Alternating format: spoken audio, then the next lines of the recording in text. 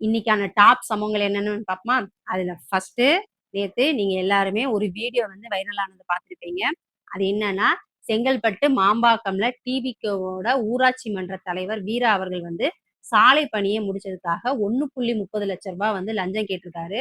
அதுக்கான ஆதாரம் எல்லாமே வெளியிட்டிருக்காங்க. ஆனா, அவர் வந்து இன்னைக்கு என்ன சொல்லியிருக்காருன்னா, என்னோட வளர்ச்சி பிடிக்காம யாரோ இப்படிலாம் சொல்றாங்க. யாரோ இப்படிலாம் தப்பா வீடியோ போட்டிருக்காங்க அப்படின்ற மாரி அவர் சொல்லியிருக்காரு. தப்பு யார் பண்ணாலும் தப்பு தான் அப்படின்னு சொல்லி, அவர வந்து டிவிகேவோட அடிப்படை உறுப்பினர்ல இருந்தே அவர நீக்கியிருக்காங்க. அது மட்டும் இல்ல, அவர கட்சி பதவியில இருந்து நீக்கிட்டாங்க. இப்ப அவர அரெஸ்டும் பண்ணிட்டாங்க. இதுதான் டிவிகே ஆட்சி.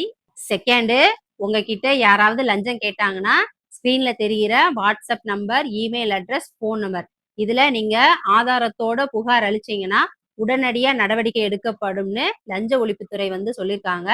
அது மட்டும் இல்ல, நீங்க நேரடியாவோ, இல்ல தபால் மூலமாவோ புகார் அளிக்கணும்னா, இந்த அட்ரஸ்க்கு வந்து புகார் அளிக்கலாம். தேர்டு, கேரளாவுல போதைப் பொருள் புழக்கத்தை ஒழிக்கிறதுக்காக ஆப்ரேஷன் துஃபான் அப்படின்ற திட்டத்தை வந்து கொண்டு வந்திருக்காங்க. அந்த திட்டத்தின் மூலமா நிறைய போதைப் பொருள் வித்தவங்களை வந்து அரெஸ்ட் பண்ணியிருக்காங்க. கேரளா அமைச்சர் ரமேஷ் சென்னிதாலா அவர்கள் வந்து அதை விரிவுபடுத்தி கேரளா தமிழ்நாடு எல்லையில போதைப் பொருளை வந்து ஒழிக்கிறதுக்காக சென்னை வந்து முதலமைச்சர் விஜய் சாரோட ஆலோசனை நடத்தியிருக்காரு. அதுக்கு முதலமைச்சர் விஜய் சார் முழு ஒத்துழைப்பு தரேன்னு சொல்லியிருக்காரு. அது மட்டும் இல்ல, கேரளால நடக்கிற போதைப் பொருள் ஒழிப்பு விழிப்புணர்வு நிகழ்ச்சியில கலந்துக்க சொல்லி முதலமைச்சர் விஜய் சார இன்வைட் பண்ணியிருக்காரு. அந்த நிகழ்ச்சிக்கு மோகன்லால் அவர்களையும் இன்வைட் பண்ணியிருக்காங்க. இவங்க 2 பேருமே அந்த நிகழ்ச்சியில கலந்துக்கிட்டாங்கன்னா, இது வந்து பெரிய அளவுல ரீச் குடுக்கும். ஃபோர்த்து, அமைச்சர் ரமேஷ் அவர்கள் மேல வந்து ஒரு குற்றச்சாட்டு வச்சிருந்தாங்க.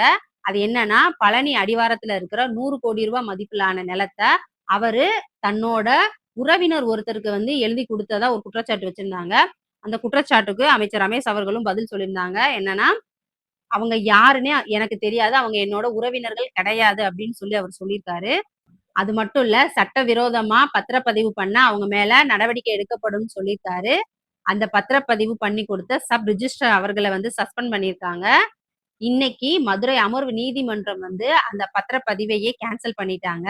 டிஜிபி மகேஷ்குமார் அகர்வால் அவர்கள் வந்து இந்த பத்திரப்பதிவு விவகாரத்தை சிபிசிஐடிக்கு மாத்திட்டாரு.